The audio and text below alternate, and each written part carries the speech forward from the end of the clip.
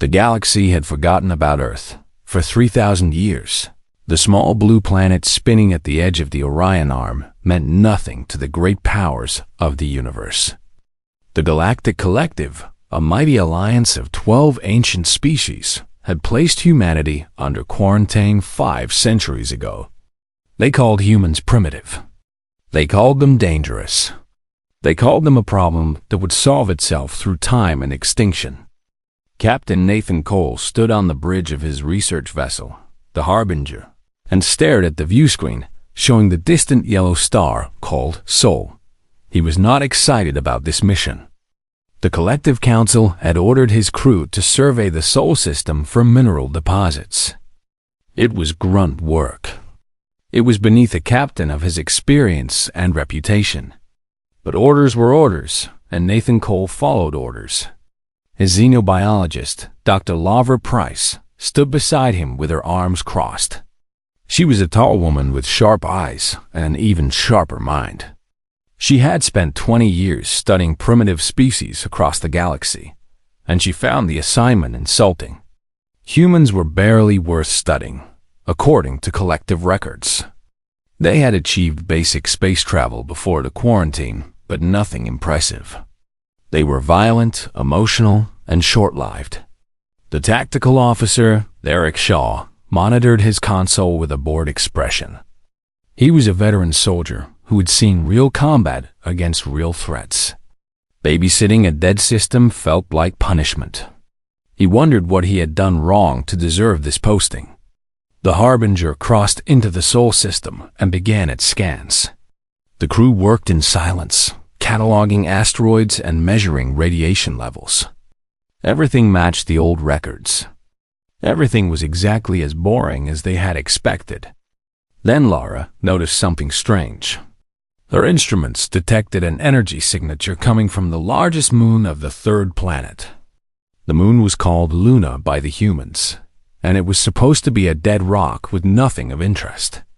But the readings told a different story.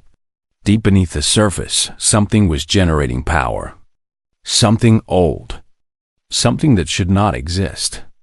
Lavra reported her findings to Nathan. The captain frowned at the data and rubbed his chin. The energy signature was unlike anything in collective databases. It did not match human technology.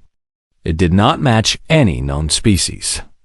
The readings suggested the source was ancient beyond comprehension, older than the solar system itself. Derek advised caution. Unknown power sources meant unknown dangers. The smart move was to report the discovery and let someone else handle it. But Nathan felt something pulling at him, a curiosity he could not explain. He had spent his career following safe paths and making careful choices. Perhaps that was why he commanded a survey ship instead of a battlecruiser. He made his decision. They would investigate. The Harbinger descended to the lunar surface and landed near the coordinates Lavra had identified. Nathan led a small team across the great dust, their boots leaving prints in soil that had not been disturbed in billions of years. They found an entrance hidden beneath a crater wall, a doorway carved from material that absorbed all light and reflected nothing. The team entered the passage and descended into darkness. Their lights seemed weak against the ancient shadows. The walls were covered in strange symbols, writing in a language that predated every civilization the collective had ever encountered. Lavra recorded everything with trembling hands. This was the discovery of a lifetime. This was the kind of find that changed history. They emerged into a vast chamber at the heart of the structure. The ceiling stretched so high that their lights could not reach it. Strange machines lined the walls, dormant but intact, waiting for a command that had not come in eons. And in the center of the room, floating within a crystal of pure light, was a figure. It was humanoid in shape, male in appearance. It looked no older than 30 years, with features that seemed almost human but somehow more refined, more perfect. It wore armor that seemed to drink in the light around it, black and seamless and ancient. Its eyes were closed. Its face was peaceful. It slept the sleep of ages. Lavra approached the crystal with her scanner raised. She wanted readings. She wanted data. She wanted to understand what she was seeing. Her scanner beam touched the surface of the crystal, and something changed. The light within the crystal pulsed. The machines along the walls hummed to life. The air grew thick with energy that made their skin tingle and their hearts race. And the figure in the crystal opened its eyes. They were not human eyes. They burned with golden fire, deep and ancient, and filled with the weight of countless years. Those eyes looked at Laura. They looked through her. They saw everything she was and everything she had ever been. The figure spoke. Its voice did not come from its mouth. It came from everywhere, resonating in their minds, bypassing their ears entirely. It spoke a single word that carried more meaning than any sentence could contain. Finally, the crystal dissolved. The figure descended to the floor, its feet touching the stone for the first time in billions of years. It looked at the team with an expression of calm assessment. It studied their uniforms, their equipment, their fearful faces. It seemed to understand immediately that they were not what it expected. Nathan found his voice somehow. He asked who the figure was. He asked what it wanted. He asked what this place was. The figure tilted its head.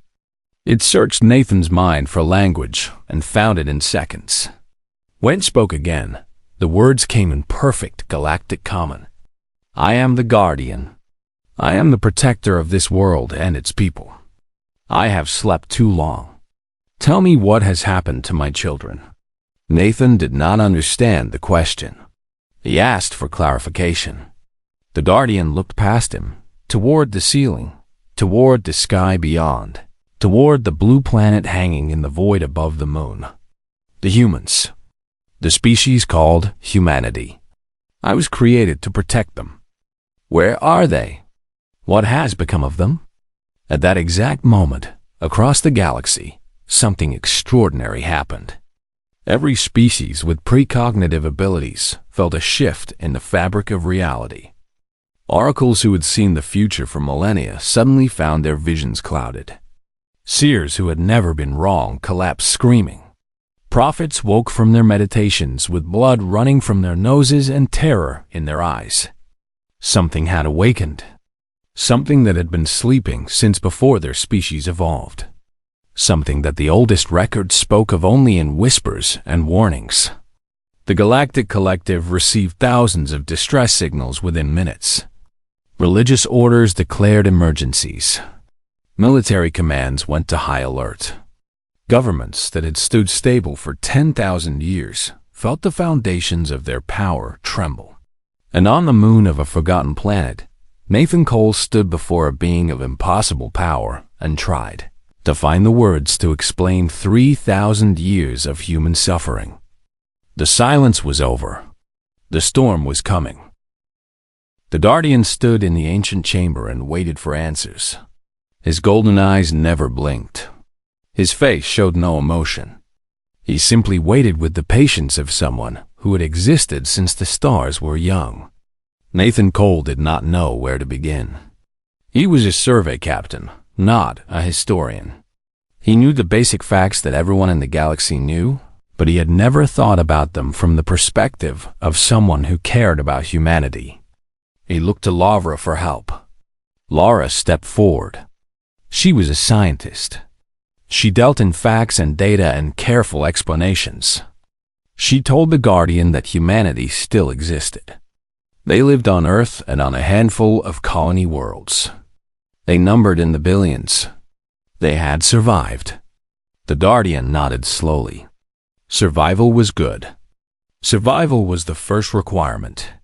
But his questions continued. He wanted to know about human civilization. He wanted to know about their achievements and their struggles. He wanted to know why a quarantine existed. Derek Shaw shifted uncomfortably. He knew the answers to these questions. Every member of the collective knew them. They were the justifications that allowed civilized species to sleep peacefully while humans suffered in isolation. He had never questioned those justifications before. Now, standing before the Guardian, they felt hollow and cruel. Nathan took a deep breath and began to explain. He told the Guardian about human history as the collective understood it. Humans had developed civilization slowly, fighting countless wars among themselves.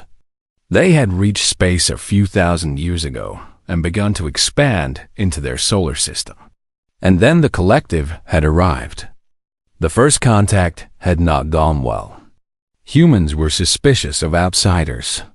They were protective of their territory. They responded to collective diplomats with threats and demands rather than grateful acceptance. The Collective Council had debated what to do with this aggressive young species. The decision was quarantine. Humans would be confined to their home system until they evolved past their violent tendencies. The collective would check on them every few centuries. Eventually, the humans would either mature or destroy themselves. Either outcome was acceptable. The Guardian listened without interruption. His expression remained calm, but the temperature in the chamber began to drop. Frost formed on the ancient walls. The air grew cold enough that the team could see their breath misting before their faces. Nathan continued. He told the Guardian that the quarantine had been enforced strictly for 500 years. No collective ships entered human space.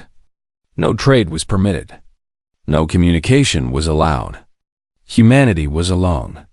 But the quarantine had not protected humanity from everything.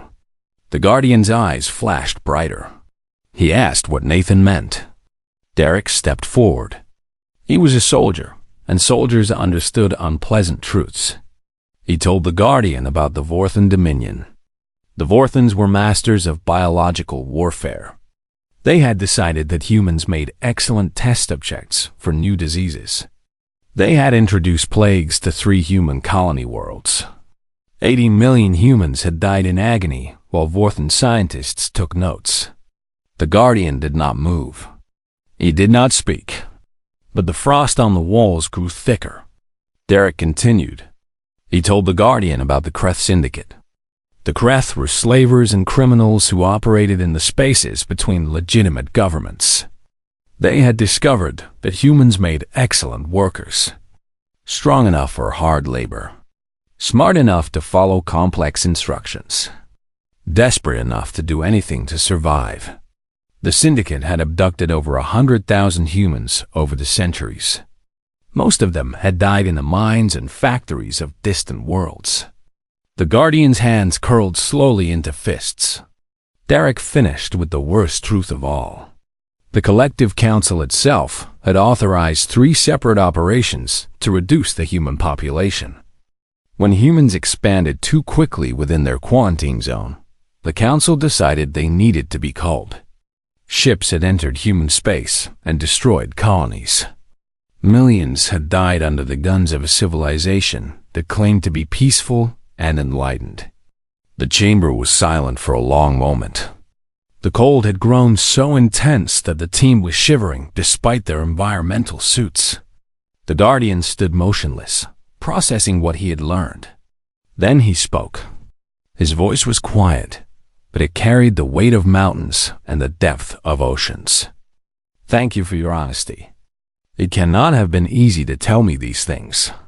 He walked past them to the nearest wall and placed his palm against the ancient stone.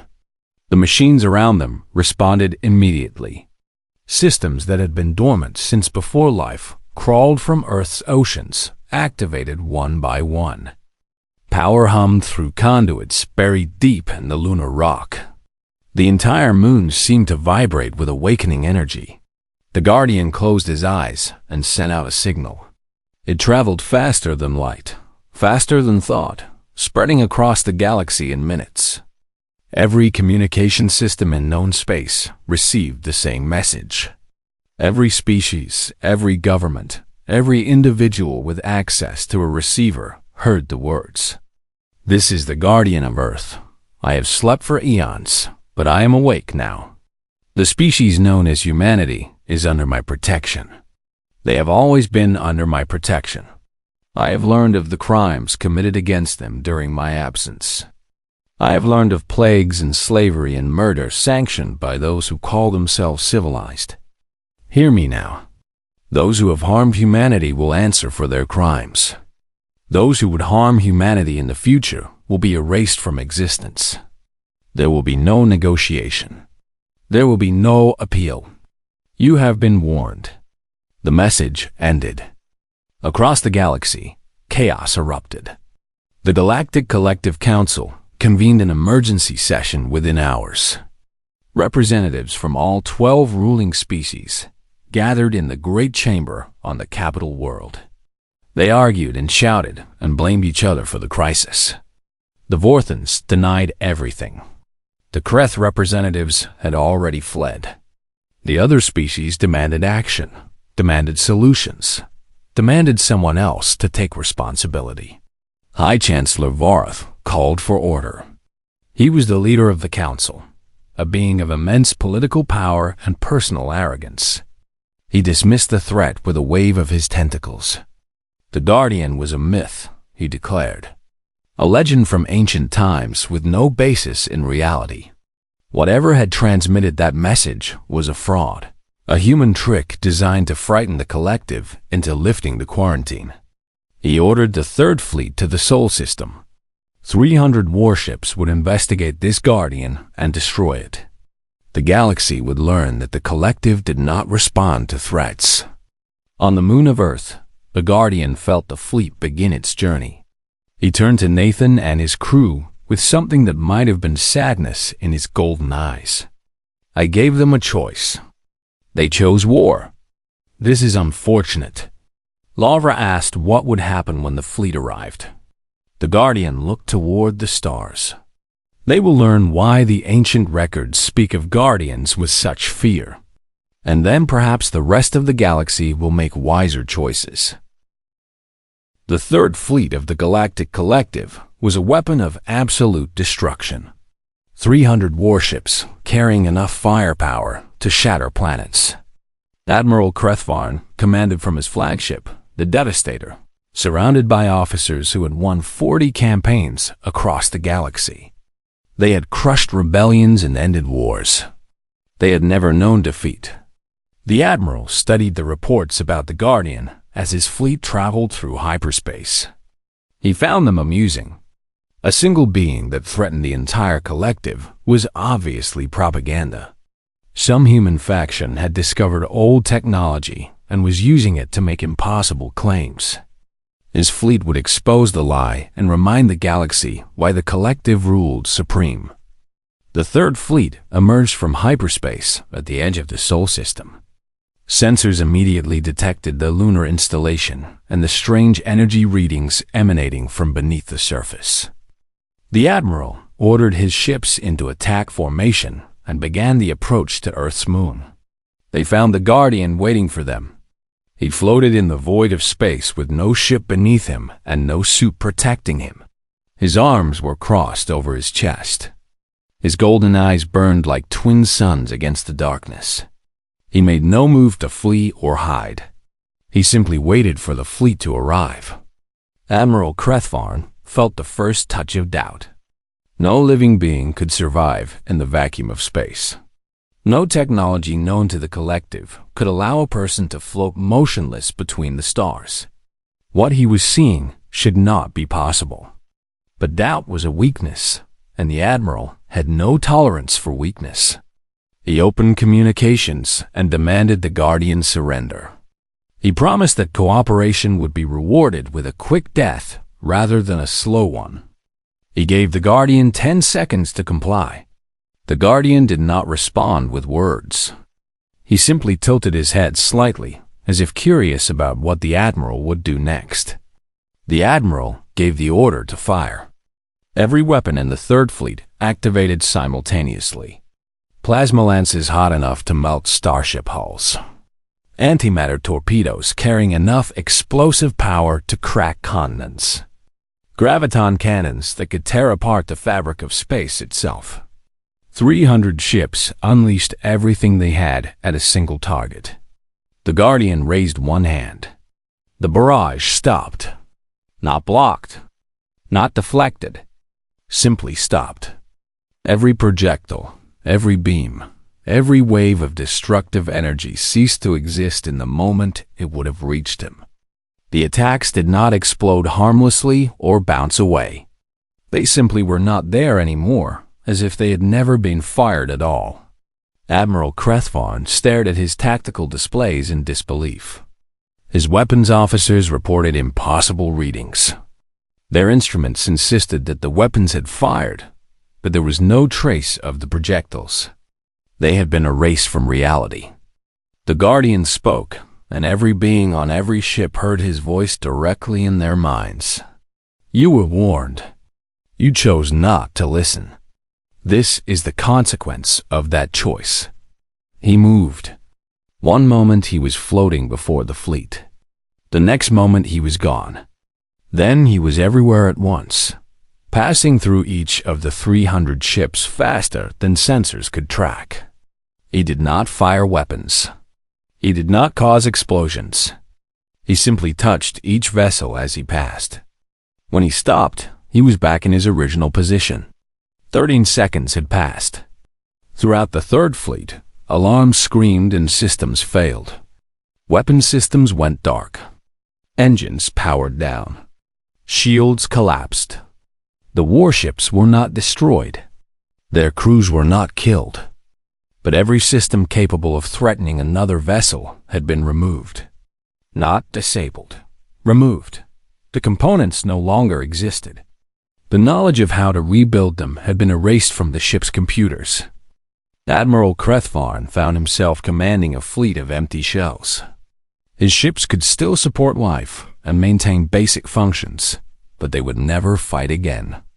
He was not defeated. He was made irrelevant. The Guardian spoke again. Return to your masters. Tell them what you witnessed here today. Tell them that I am coming for those who harmed my people. Tell them that every species will have one chance to surrender those responsible and submit to judgment. Tell them that mercy has an expiration date. He paused, and when he continued, his voice carried a weight that pressed down on every mind that heard it. I have slept for billions of years. I have patience beyond your comprehension. But my patience is not infinite. Go now, deliver my message, and pray that your leaders are wiser than you. The crippled fleet turned and began the long journey home. They had no choice. Without weapons or engines capable of combat, they could only limp back to collective space and report their total humiliation. News of the battle spread across the galaxy within hours. The collective tried to suppress the information, but too many sensors had recorded the event. Too many crew members survived to tell the tale. Soon every species knew what had happened. The Guardian was real. The Guardian was impossibly powerful. And the Guardian was angry. Governments that had stable for millennia began to shake. Leaders who had authorized crimes against humanity suddenly found themselves without allies. The Vorthan High Lords went into hiding. The Kreth Syndicate bosses scattered across 1,000 worlds. The Collective Council descended into chaos as members blamed each other for provoking this crisis. On Earth, humanity watched the news feeds in stunned silence. They had lived under quarantine for 5 centuries, told that they were primitive and dangerous and unworthy of galactic society. Now they learned that they had a protector. Someone had been watching over them all along. Someone cared enough to challenge the entire galaxy on their behalf. Nathan Cole sent a detailed report to human authorities, explaining everything he had witnessed. He described the Guardian and his power. He described the ancient installation beneath the moon. He described the message that had been sent and the fleet that had been humbled. He did not know what would happen next. No one did. The galaxy had changed in ways that would take generations to understand. Old powers were falling. Old certainties were crumbling. A new force had entered the stage, and nothing would ever be the same. Larva Price found the Guardian standing on the lunar surface, gazing at the blue marble of Earth hanging in the black sky. She asked him what came next.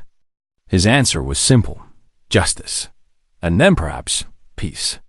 She asked if he was certain that justice was possible after so much time and so much suffering. The Guardian was quiet for a long moment. When he finally spoke, his voice was softer than she had heard before. "I do not know, but I was created to protect humanity. I failed them by sleeping too long. I will not fail them again. Whatever it takes, however long it takes, I will make this right."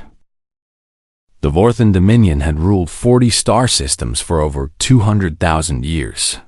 They were masters of genetic engineering and biological warfare. Their armies conquered through disease and plague rather than bullets and bombs. They had never been defeated in battle because they never needed to fight. Their enemies simply died before combat could begin. When the Guardian came for them, they believed they were prepared. He appeared in their grand chamber without warning. One moment the High Lords were debating evacuation plans. The next moment, he was standing among them, his golden eye sweeping across the assembled rulers of the Dominion. He wore his ancient armor that drank in all light. He carried no weapons that they could see. The Guardian spoke calmly. He explained why he was there.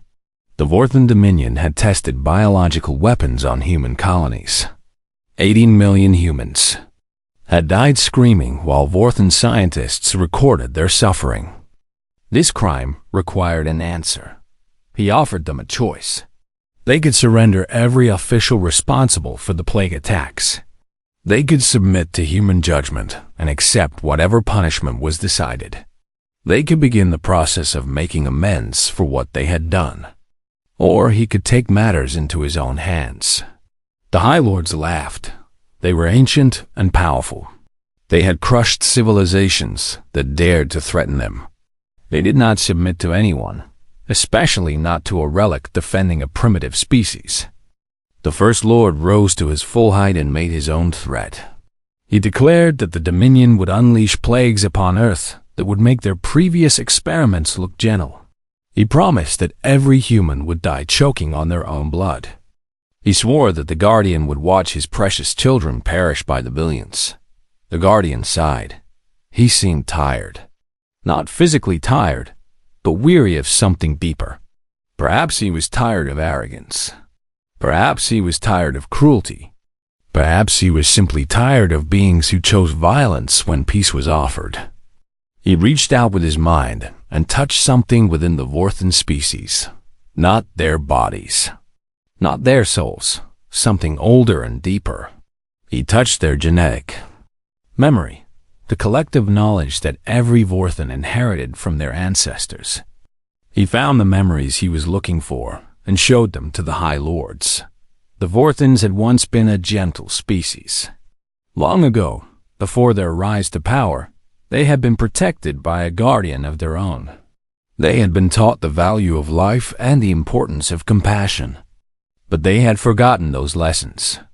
Over millennia of conquest, they had become the monsters they once feared. Then the Guardian removed something from them. He did not kill them. He did not destroy their civilization. He simply reached into the collective knowledge of the Vorthan species and erased their ability to create biological weapons. Not the technology, not the laboratories. The knowledge itself. Every scientist forgot how to engineer diseases. Every database lost the relevant information. Every research facility found their projects had vanished from existence. The First Lord fell to his knees. He could not remember how to create a plague. The knowledge that had been the foundation of Vorthan power for 200,000 years was simply gone. The High Lord surrendered within the hour. The Kreth Syndicate was next on the Guardians list. The Syndicate had operated in the shadows between legitimate governments for centuries. They traded in slaves and suffering and considered both acceptable costs of doing business. They had taken over 100,000 humans from the quarantine zone and worked most of them to death.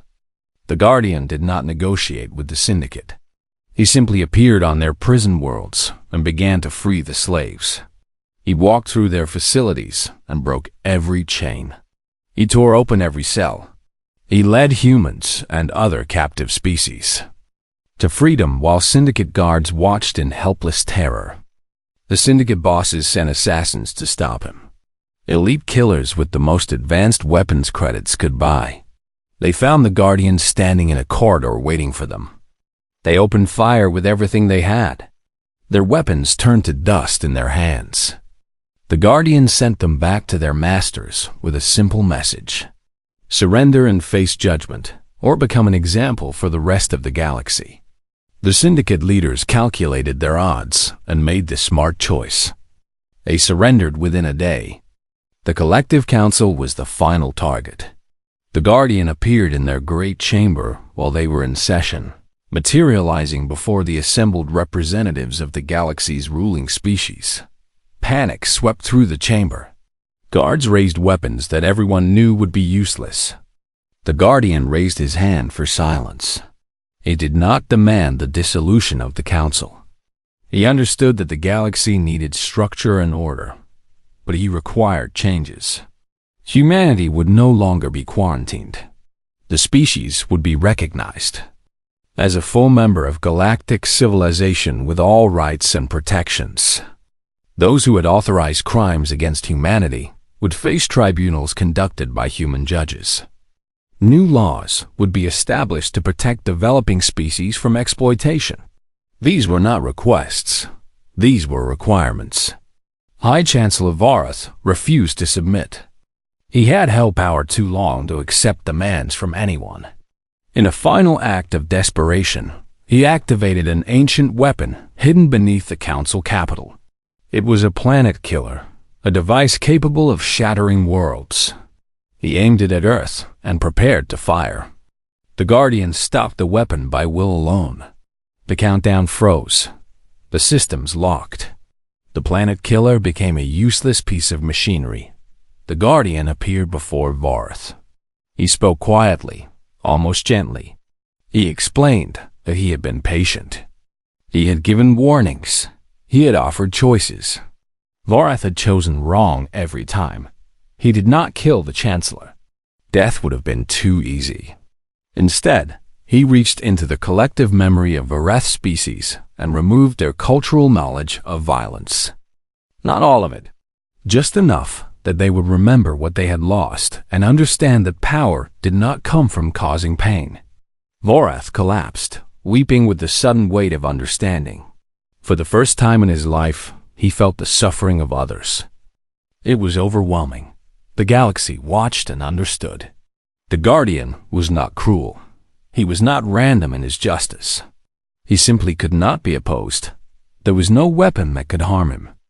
There was no argument that could sway him. He had given the galaxy choices, and the galaxy had chosen wrong. Now they would live with the consequences. Humanity's quarantine ended officially within a week. Ambassadors arrived at Earth within a month. Trade negotiations began immediately.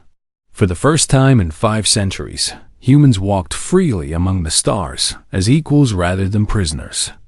The Guardian watched these developments with quiet satisfaction. Justice had been delivered. The guilty had been punished. The innocent had been freed. His work was not finished, but the first chapter was complete. 1 year had passed since the awakening. Earth had transformed from a forgotten prison to the most important planet in the galaxy. Representatives from over 100 species had traveled to the Blue World to pay their respects and negotiate their place in the new order. The skies above major cities were filled with alien vessels waiting for permission to land. The first Galactic Reconciliation Summit was held in Geneva. Leaders who had once dismissed humanity as primitive now sat nervously across tables from human diplomats. They offered trade agreements and technology transfers and cultural exchanges. They apologized for centuries of neglect and abuse. They promised that the future would be different. Nathan Cole watched the proceedings from a balcony overlooking the main conference hall.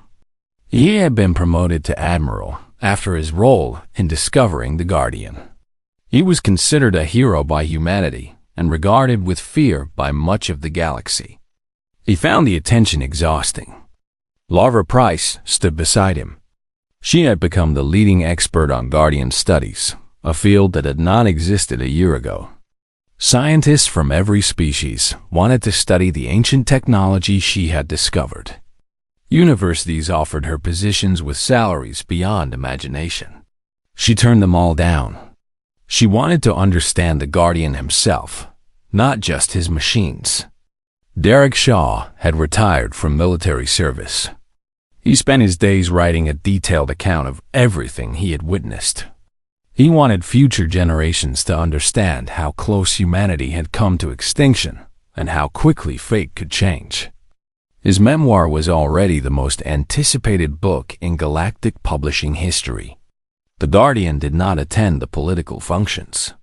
He found the ceremonies and speeches tedious. He had no interest in being worshipped or celebrated. His purpose was protection, not performance. While leaders made grand statements in air-conditioned halls, he walked among ordinary humans and learned about the species he had been created to serve. He visited schools and watched children learn. He walked through hospitals and observed doctors healing the sick. He stood in art museums and studied human creativity. He attended concerts and listened to human music. He was trying to understand his people, and they fascinated him in ways he had not expected. The architects had created humanity as an experiment, one of many species seeded across the cosmos.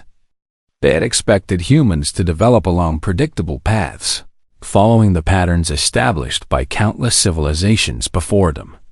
But humanity had surprised their creators. They were more chaotic than expected, more violent, more creative, more stubborn, more hopeful. They were flawed in 1,000 ways, yet those flaws had driven them to achieve things that perfectly logical species never attempted. They wrote poetry about love even when love brought pain. They composed music that captured emotions they could not name. They built monuments to heroes who had died failing. They never stopped reaching for things just beyond their grasp. The Guardian found himself moved by these discoveries. He had been created to protect, but he had never expected to feel affection for his charges. Now he understood why the architects had considered humanity special enough to deserve a guardian of their own. Nathan Cole found him sitting in a small coffee shop in Portland, Oregon. The Guardian had chosen a table near the window where he could watch a group of children playing in a park across the street.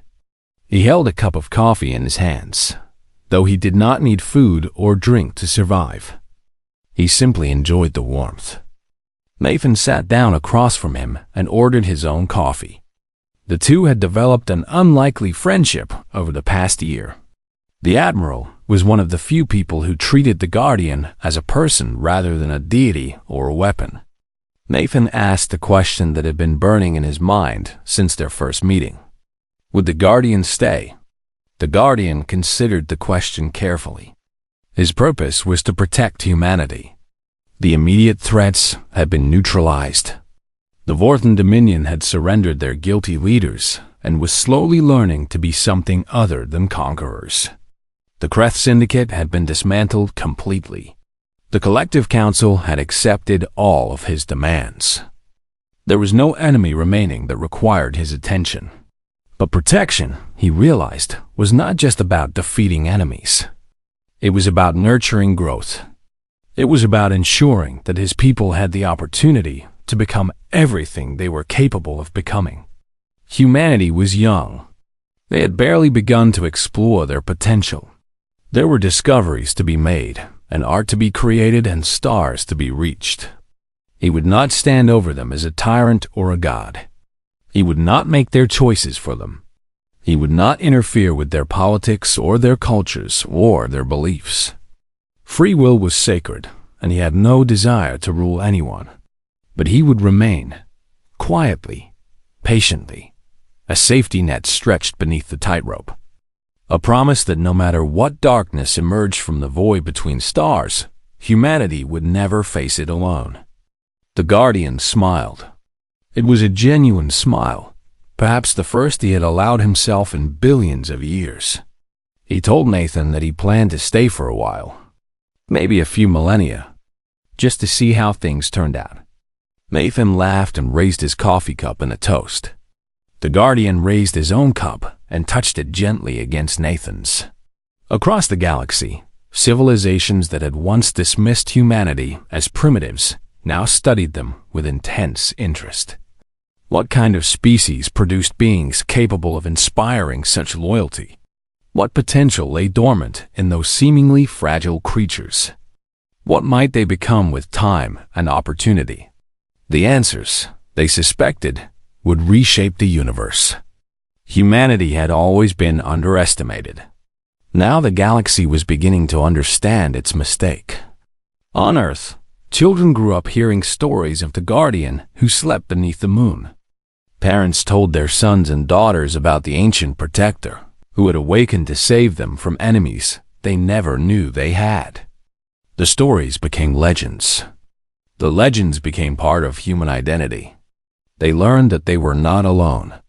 They had never been alone. Somewhere watching over them was a protector who had chosen them above all the wonders of the cosmos. A being of infinite power who asked nothing in return except the chance to see them flourish.